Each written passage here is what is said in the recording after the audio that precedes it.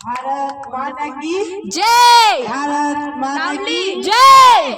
सबसे पहले मातृभूमि के लिए अपने प्राणों को न्यौछावर करने वाले देशभक्तों को नमन करती हूँ और आज के कार्यक्रम में उपस्थित आदरणीय अभिभावकों का और टीचर्स और प्यारे प्यारे बच्चों, आप सभी का तहे दिल से मैं स्वागत करती हूँ। आप सभी को पता है आज हम यहाँ गणतंत्र दिवस मनाने के लिए एकत्रित हुए हैं।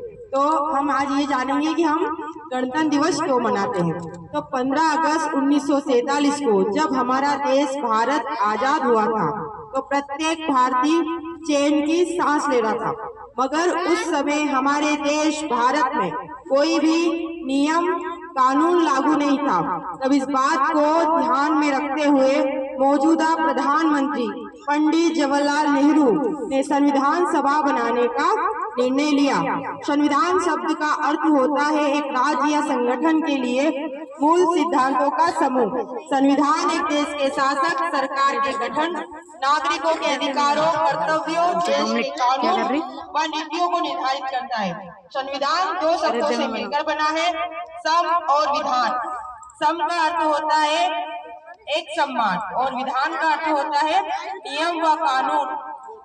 अर्थात संविधान में सभी धर्म और जाति के लोगों को एक बराबर का दर्जा दिया गया है। सभी नियम व कानून सभी नागरिकों पर एक समान रूप से लागू होते हैं। इसीलिए तो कहा गया है कि मेरी भारत माँ की मिट्टी का अंदाज ही निराला है, कि मेरी भारत माँ की मिट्टी का अंदाज ही निराला है।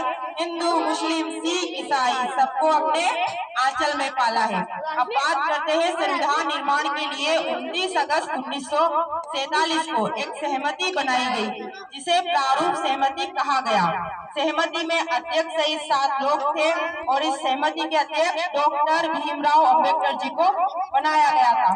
पूरे 2 साल 11 माह 18 दिन में हमारे देश का संविधान बनकर तैयार हुआ और 26 नवंबर 1949 को संविधान सभा द्वारा इसे अपनाया गया। इसीलिए बच्चों हर साल हम 26 नवंबर को संविधान दिवस मनाते आ रहे हैं और 26 जनवरी 1950 को यह भारतीय संविधान पूरे देश भर में लागू किया गया और हमारे भारत को पूर्ण गणराज्य घोषित किया गया।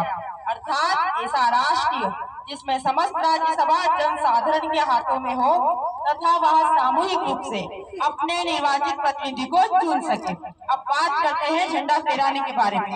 तो शायद आपने कभी गौर किया हो कि 15 अगस्त वाले दिन लाल किले पर देश के प्रधानमंत्री जी झंडा फहराते हैं, जबकि 26 जनवरी पर देश के राष्ट्रपति जी। 15 अगस्त 1947 की आधी रात देश के पहले प्रधानमंत्री पंडित जवाहरलाल नेहरू ने लाल किले पर एक बहुत ही जोरदार भाषण दिया और अपने भारतीय तिरंगे को फहराया था।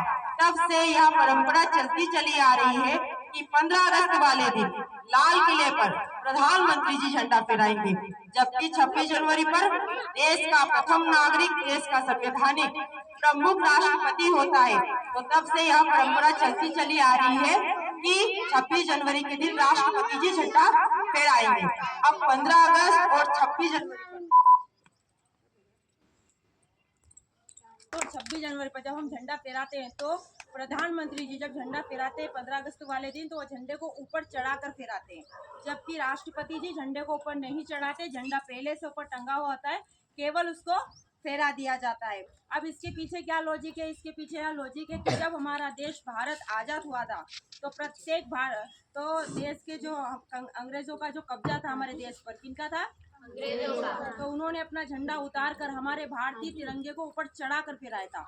ऊपर चढ़ाना एक राष्ट्र गौरव का प्रतीक है, जो हमको यह याद दिलाता है कि हमारे देश भारत को स्वतंत्रता कितने संघर्ष और बलिदानों के बाद प्राप्त हुई है। जबकि 26 जनवरी तक देश आज़ाद हो चुका होता है, हम झंडे को ऊपर नहीं चढ़ाते। झंडा पहले से ऊपर टंगा हुआ था, केवल उसको फहरा दिया जाता है। तो मैं आशा करती हूँ कि आप सभी बच्चों को समझ में आया होगा कि हम हर साल 26 जनवरी क्यों मनाते हैं।